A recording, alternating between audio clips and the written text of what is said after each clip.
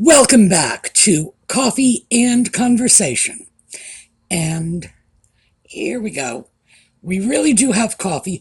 Oh, and by the way, this is not the only cat. Audie is asleep in the chair behind me, but he'll probably be out because he has been just a ball of enthusiastic energy all day today.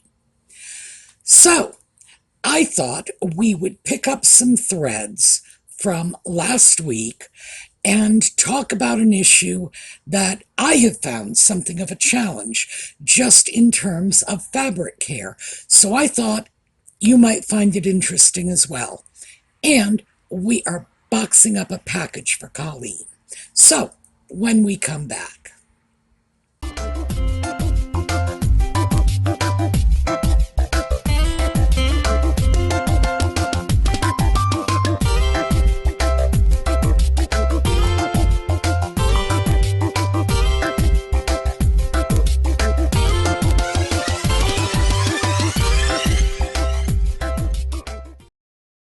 Okay, let's start with the fact that it's probably looking a little darker than usual here today, and that is because I am doing this rather late in the day. Um, I had a strange day, and I'll probably get into that a little later, but let me start with this. This is that wonderful scarf shawl, the Diane von Furstenberg piece that I got, $16.50, 100% wool. And of course, it's a designer piece. The name von Furstenberg does not carry the weight today that it carried back in the 1970s and 80s, but still, she was a very respected designer, and I liked what she did back then, back in the day. We're getting close to 50 years ago. I did like the fashions that she was coming up with, and I don't have any problem with vintage designer pieces. In fact, I think I sort of have a preference for them. But this had a funny smell, so I needed to clean it. Well, when I cleaned it and it was drying, that's when I realized what the funny smell was. Yeah, I can smell it in the little pom-poms. Well, this is actually a clump of wool. Okay, there's the tail. Yes, Audie is with us. It's a clump of wool yarns creating this pom-pom. Very dense wool. And because I washed it last weekend, sadly, it's still a little damp on the inside. Now, I'm going to set this aside because the camera seems to be having a lot of difficulty coping with the white. Those fat little pom-poms are holding water. The smell I had noticed on that scarf was wet dog smell. But I just didn't make the connection in my head because it was very, very faint. And of course, I'm used to wet dog smell. I'm used to associating it with a giant wet dog in my house. But I got the wet dog smell as the wool was drying. And then I realized, okay, I am in a fairly humid area.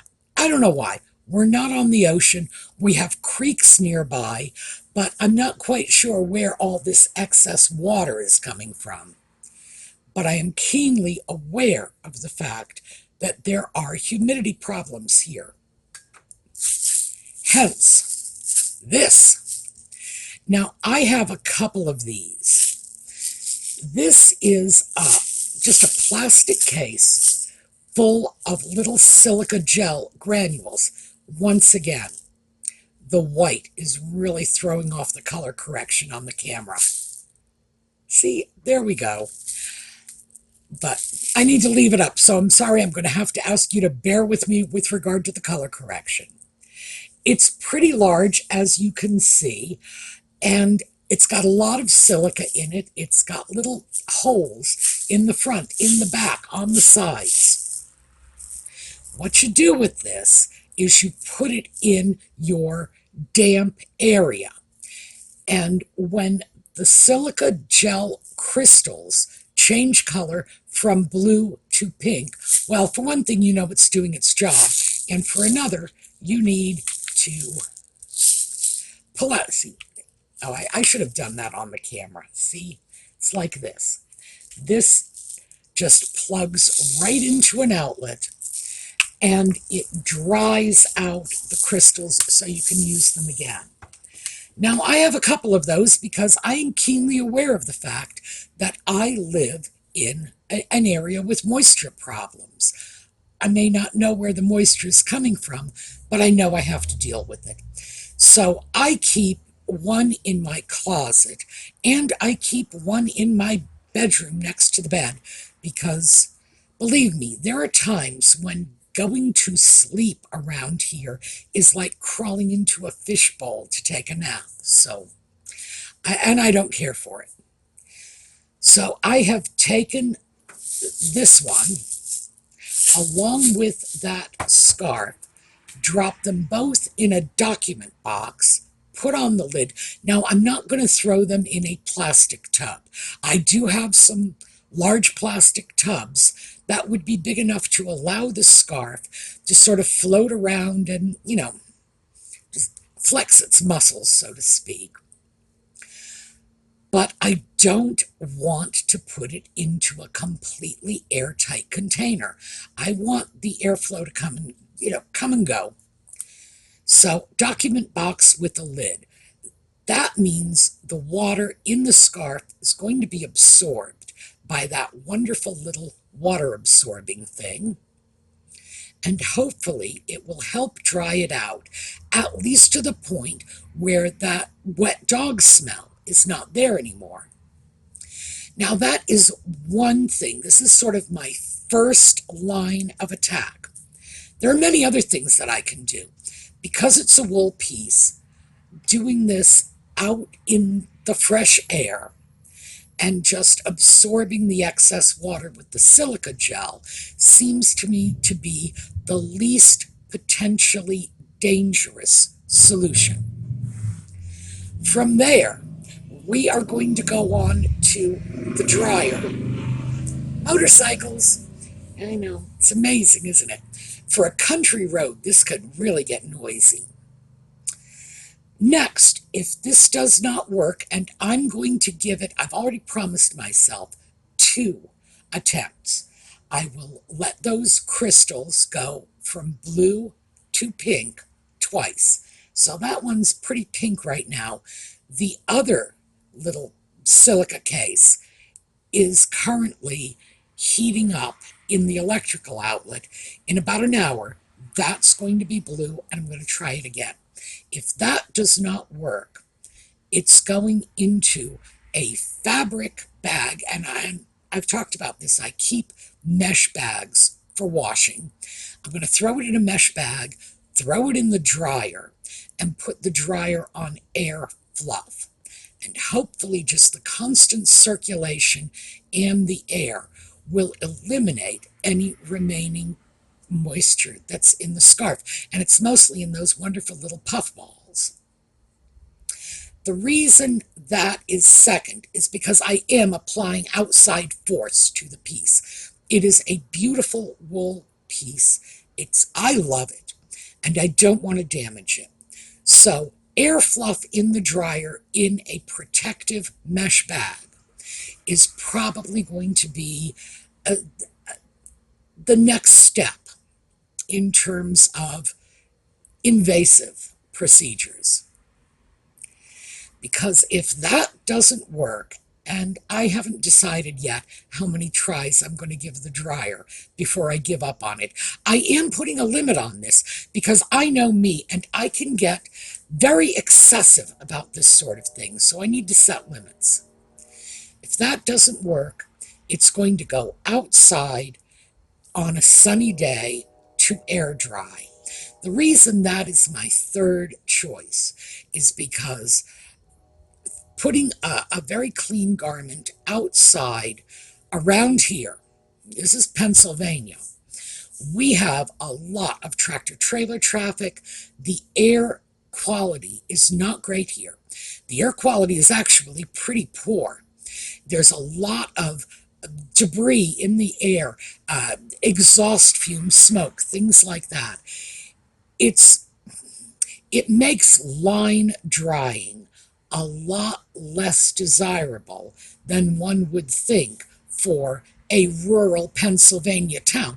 I know you say rural Pennsylvania town, and people are thinking, oh, cows and daisies, and no, it's trucks and buses, because this is Pennsylvania, and Pennsylvania is known for being very business friendly, which means emission standards are considered suggestions around here. Traffic, oh well, you got to put up with it. This is really,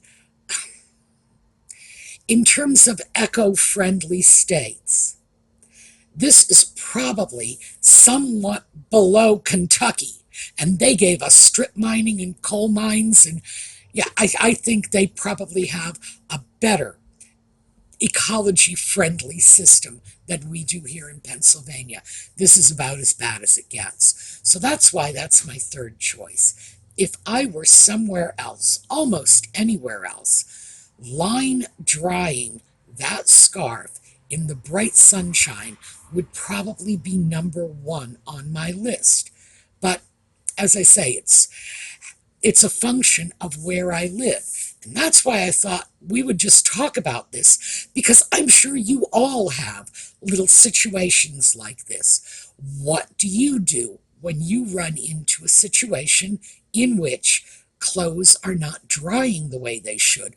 What happens if you are a chronic line dryer and you live in Maine and it's January? You know, and by the way, I can tell the rest of you, those of you who do not live in Maine in January, the water is simply going to freeze on the clothing. That's what's going to happen. So, line drying Maine, January, that is not a plan.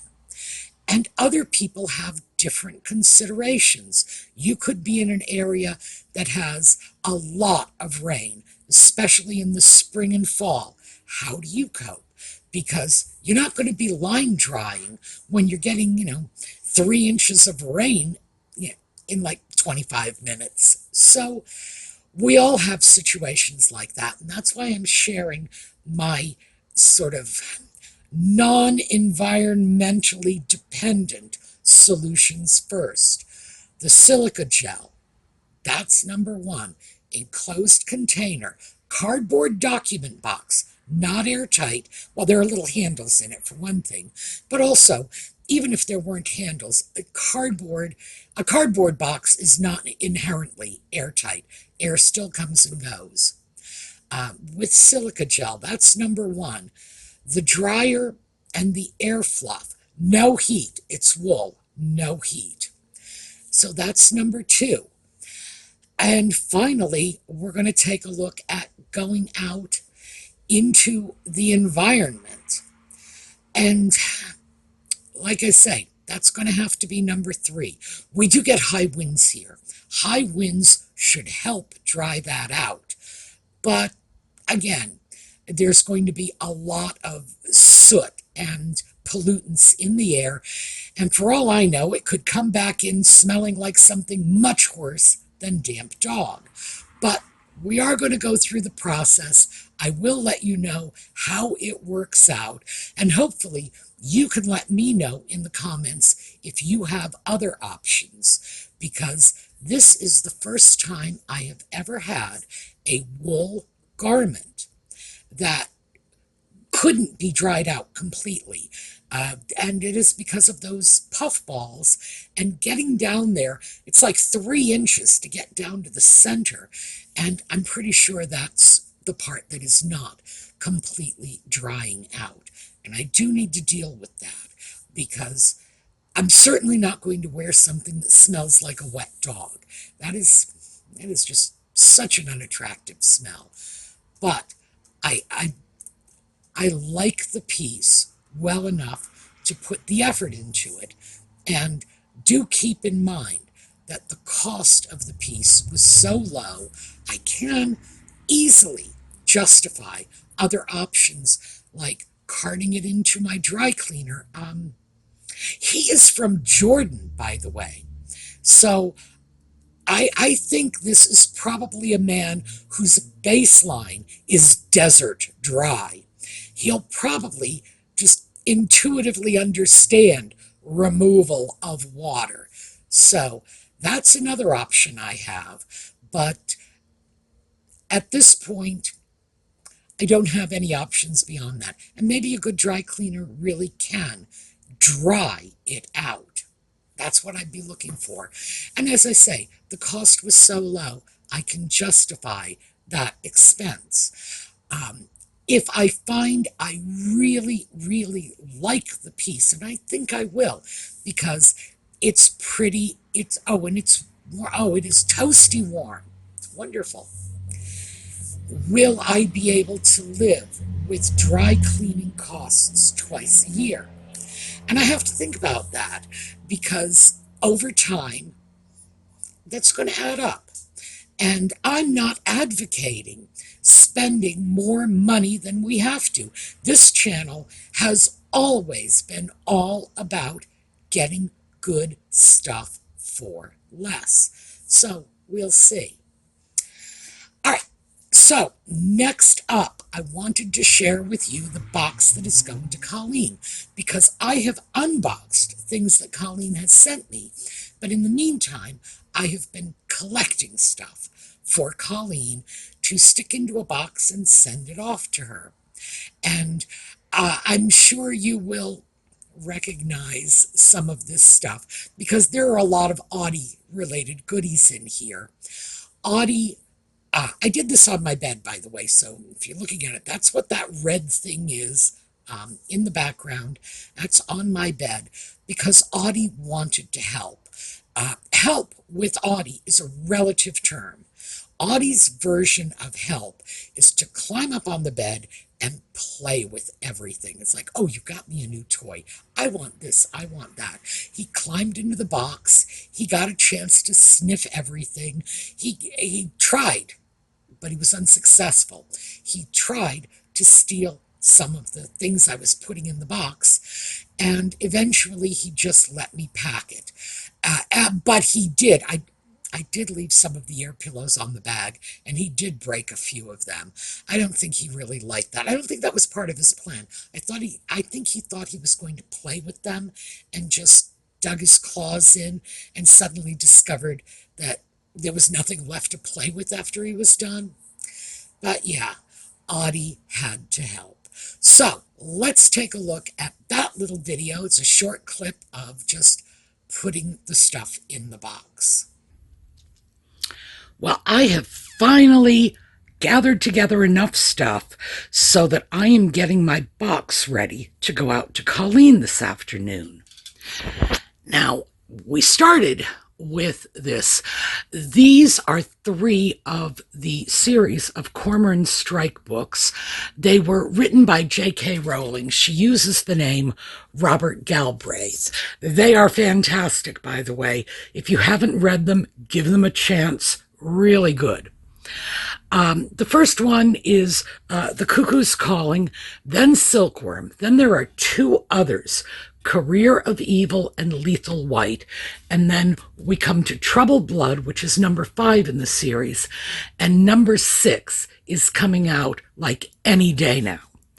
So the good news is, even though 2 are missing, these, as you can see from the size of the books, are going to be enough to keep Colleen entertained until I can track down those 2 missing books. So that's where we started. Next up, because again, we are J.K. Rowling fans, both of us, we have our little Harry Potter piece. And here we are. We have Dobby. This is our house elf. And it says, please clean up after yourself. Our house elf was freed. As all the Harry Potter fans know, the way Dobby was freed was he was given a sock. So, socks are a big theme in the Harry Potter books, and we're going to run with them. So, Colleen is a huge Halloween fan, so naturally we had to do some Halloween socks.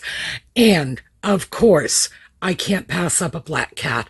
But look at this, they've got the cute little cat ears sticking up on the socks. So she is going to have Audie socks. Oh, and not to be undone with that, look at this. We have Audie's slippers, and they are all sequins. At first, I thought there was some kind of pattern with these black and orange sequins, but it's not. Look. The sequins are black on one side and orange on the other. So these are the perfect Halloween slippers. Oh, and they are velvety and all fluffy inside, so they are great.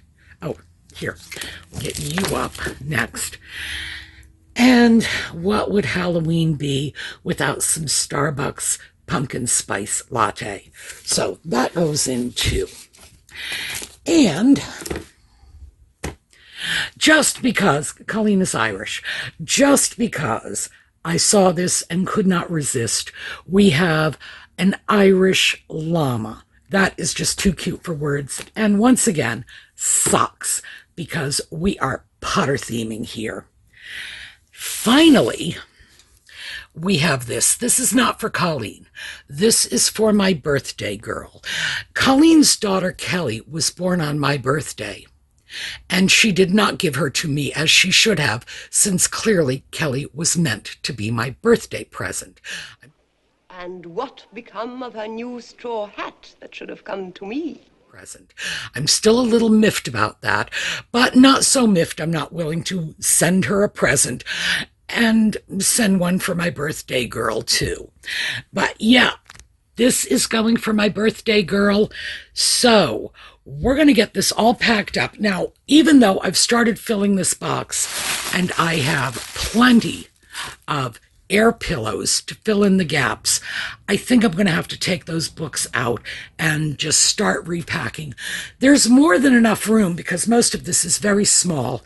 That little poster for Kelly fits into this tube. So we're going to be okay with this. I just have to pack it practically. And that is going out this afternoon. So it's all boxed up now. It came out to about 7.5 pounds because the 3 books are heavy. Those are large hardbound books. And I should probably mention how it is I came to have those books, as well as some of them in the bookcase behind me. Whenever the Cormoran Strike books come out, I pre-order them because I have to make sure I have them, and I must have them first. So always pre-order them. And then later, when the audio versions come out, and I don't necessarily get them from book sources, I will download them from video pirate sites if I have to, because I want those books. So I have the audiobooks then. And then later, I discovered that I could get some of them in large print. And that's what I'm doing with the books now. I'm replacing them gradually with large print editions. Now, I do not do I was going to say I don't do a good job of print reading. I read and write Braille. I'm pretty sure I've mentioned that. I read and write Braille.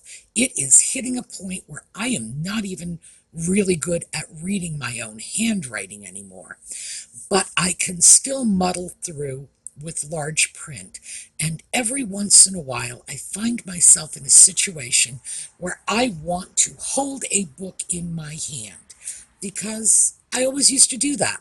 And it's hard to give up the things that you're accustomed to. So every once in a while, I will just want to take a book and cart it off to bed with me and read it a little before I go to sleep, which is exhausting, so it puts me to sleep quickly. Rolling is not a good put-me-to-sleep book because Everything she writes, well, with the exception of Casual Vacancy, I think I may have shared this with you. I love everything J.K. Rowling has ever written except Casual Vacancy, which I did not like at all. It's a Middlemarch thing. Okay, back to Rowling. She is a good writer. Her work is exciting. It's riveting. You want to turn the next page. That was true of the Harry Potter books. That's true of the Cormoran Strike books. Not true of Casual Vacancy slash present day Middlemarch, because Middlemarch was not riveting. So, anyway, it's not something that puts me to sleep. Why? My father-in-law is dead, so I can't hurt his feelings by saying this. My late father-in-law got his PhD in accounting, and I have his doctoral dissertation. And trust me, 4 lines of that and you're out like a light. So if I find I'm not sleeping, I just grab that dissertation and start reading, and believe me, I am done like dinner almost as soon as I put my head on the pillow, because there is nothing more boring than a doctoral dissertation in accounting. Trust me on this. So, yeah, that's basically what's going on here. But I wanted Colleen to have the books because we have that shared fondness for Harry Potter. Well, J.K. Rowling, obviously. And I know that all she has to do is read the first chapter of the first book, and it's just going to suck her in. So we've got those because the newest of the Cormoran Strike books is coming out next week. I'm trying to count it on my fingers. I think it's coming out in like 4 or 5 days, but it's coming out very, very soon. Of course, I have pre-ordered it. I'm just sort of hovering over the mailbox, waiting for it to come in. So I wanted her to have that, but also some other fun stuff, because Halloween is Colleen's holiday, and I'm sure you must have noticed, but you will, because usually starting the beginning of October, I cycle through the videos I have of Colleen's holiday displays, because they're really great. She sends me pictures and video clips and things like that. She goes all out for Halloween, and I've got slideshows based on her photos, which is terrific, because there is no Halloween here. We are in an area that doesn't celebrate Halloween. Now, I'm hopeful this year because I have a total of 6 children, literally a stone's throw from my yard. Their property touches my property. And with 6 kids, I expect a trick-or-treater or 2. I have been here for 13, 14 years. No one. Not a one. Even when we have had children in the neighborhood, their parents didn't let them go out for trick-or-treating. And I'm prepared for this, because I am going out, I am getting my Halloween candy. I got 6 little kids, and I am going to make up little Halloween bags, and I am going to drop it off at people's doorsteps, because I am not getting cheated out of Halloween this year. I do love it. It's like children coming out, banging on your doors saying, "Give me candy or I'll toilet paper your house." It's like, oh, just the essence of childhood. I do love it. So, anyway, that is what I have for you today. It's mismatched all over the place, so hopefully we'll have a little more order tomorrow. Also, with any luck at all, I will be doing this earlier in the day. Oh, I didn't tell you why, late in the day. Well, I have recently replaced my laptop. Yes, all right, honey. Yeah, he's right here.